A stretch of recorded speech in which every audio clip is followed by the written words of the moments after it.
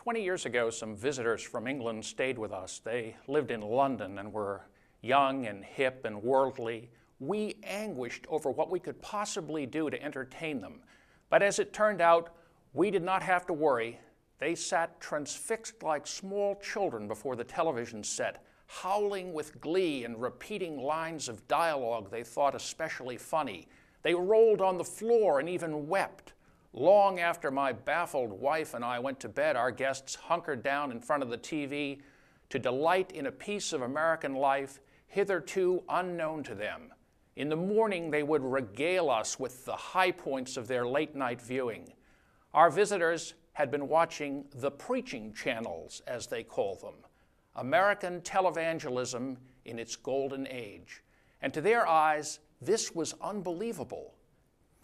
The death of the comic genius, the Reverend Jerry Falwell, last week reminded me of my long-ago visitors and reminded me, too, of how significant Falwell's contribution was to American humor. Largely unremarked upon by those wailing and gnashing their teeth was Falwell's stature as a comic giant. His critics blasted the anointed man for his intolerance, meanness, and hypocrisy. The devout offered the expected hosannas, the founder of the moral majority, family values, and Republican rise to power, yada, yada, yada, mere sidelights. Lost in all of this was Falwell's greatest contribution to American life. He made America laugh. The sanctified man was a king of comedy.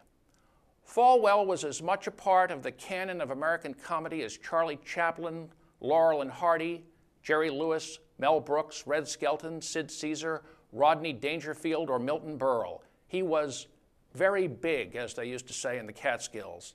The Friars Club had nothing on Falwell and the old-time gospel hour.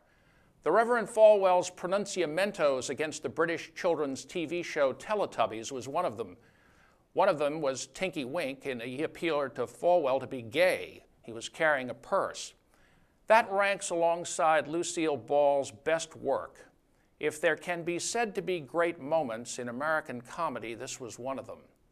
Falwell's antics in the days following 9/11, yowling in the bulrushes about pagans, sodomites, and liberals, were among his greatest hits.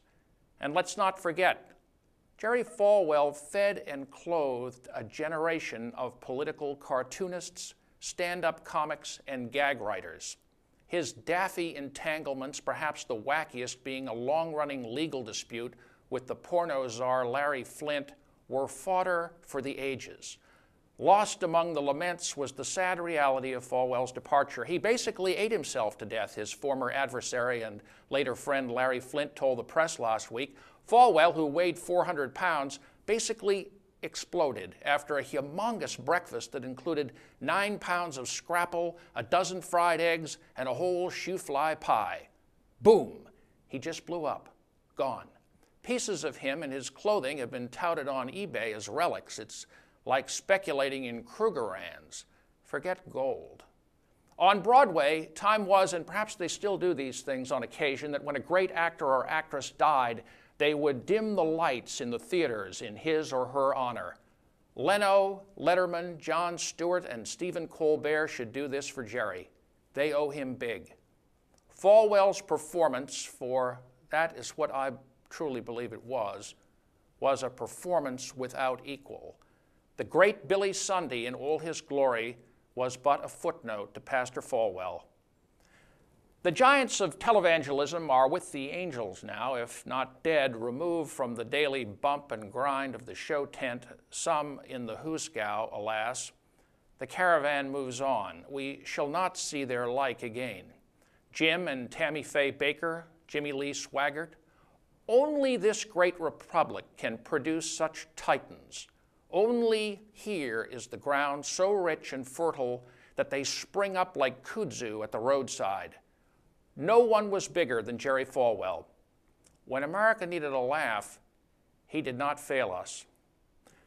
Let's not forget his little-known debut in the 1950s with the Three Stooges in the role of Jerry, a snake-handling evangelical Christian who meets Curly, Larry, and Moe in the comic short Snake Charmer, or the regular guest spots on Andy Griffith as cousin Jerry, a fun-loving Ku Klux Klansman with a heart of gold and the IQ of a Cornish game hen, whose comic interplay with Don Knotts was the stuff of legend, or Pastor Jerry, an on-the-wagon, off-the-wagon lush who brought so much country humor to the situation comedy Cheers during his celebrated cameos. The role was a spin-off of one Falwell had developed during many years as a regular on the cast of Hee Haw. I saw him only twice in person, once at a roast at the Fire and Brimstone Club, a social organization made up of Christian zanies whose madcap hijinks delighted persons of all faiths. It was a roast for Simon Wiesenthal, and many were concerned about taste. As it turned out, Wiesenthal went bananas as Jerry appeared as one of many beloved comic creations, the hate-spewing Cootie Falwell, a violent anti-Semite but fun-loving loner. Scholars of these things will recall that Cootie Falwell made a never-to-be-forgotten cameo appearance in the film classic Deliverance as the love interest. The last time I saw Jerry, he was opening for a review in Atlantic City. It was a wild night. Ben Vereen, the Mighty Clouds of Joy, and Strom Thurmond were on board. Jerry was there in a tribute to Ben. For many years, they'd teamed up with a salt and pepper act that critics say played a pivotal role in the civil rights movement of mirth. His critics claimed that his best days were behind him. The Smothers Brothers guest shots, Dollywood, and the dreaded cruise ships.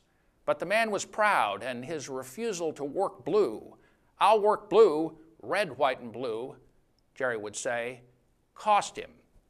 And now he's gone. What can I say? Thanks. Thanks for the memories, Jerry.